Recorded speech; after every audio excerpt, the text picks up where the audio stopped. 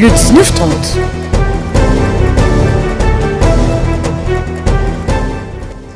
Merci de toujours suivre Lux TV, mesdames, messieurs. Bonsoir et bienvenue à ce 19-30. À la une ce soir, coopération Congo-Chine. Le président de la République, Denis Sassou Nguesso, a échangé au téléphone avec Xi Jinping, son homologue chinois. Le Premier ministre Anatole Kouliné-Makosso a dévoilé l'action de son gouvernement pour les 5 prochaines années. Et puis nous verrons l'ouverture des sessions de formation des membres du cabinet, l'équipe de gestion du district sanitaire et des membres des comités de santé des CECI, de Mvouvou, de Saint-Joseph et de Mawata par l'OMS, Organisation mondiale de la santé. Voilà pour les titres. Tout de suite, les détails de l'actualité. Les chefs congolais et chinois Denis Sassou Nguesso et Xi Jinping se sont entretenus dans une conférence spéciale au cours de laquelle ils ont passé en revue les termes du partenariat stratégique qui régit la coopération économique entre la Chine et le Congo et qui est à l'origine des grandes infrastructures au Congo. Reportage. C'est pour la première fois qu'un chef d'État chinois s'entretient avec un chef d'État africain par téléphone depuis le surgissement de la crise sanitaire du coronavirus Covid-19. Ce qui traduit à tout point de vue la place de choix qu'occupe le Congo dans les relations entre la Chine et l'Afrique.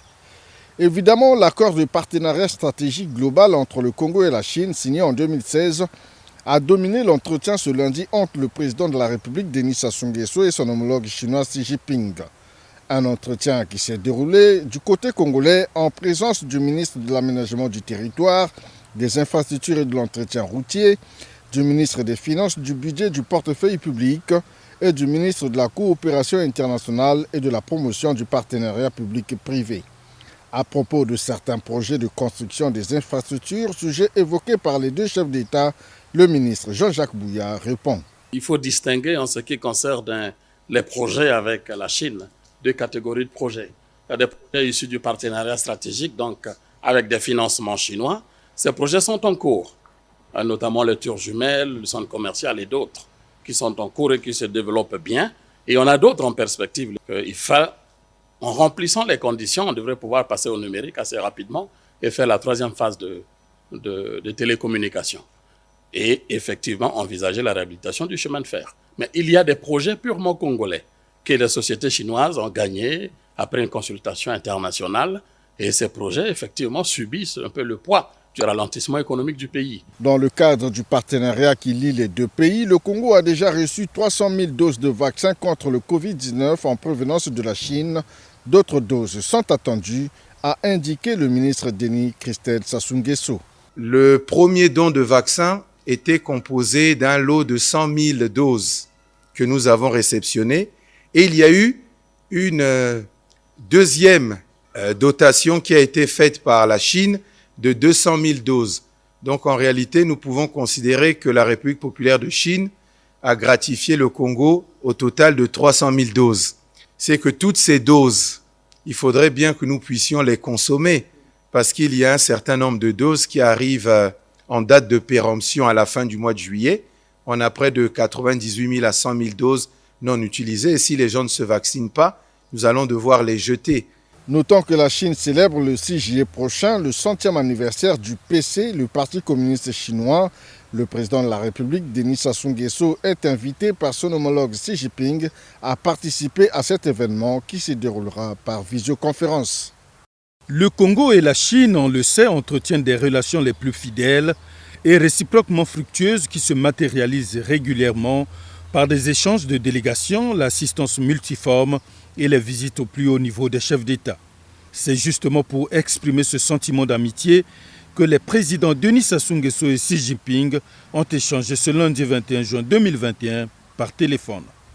Ces dernières années, cette coopération est portée par un partenariat stratégique global auquel le Congo et la Chine tirent des avantages réciproques dans les échanges qui touchent divers domaines.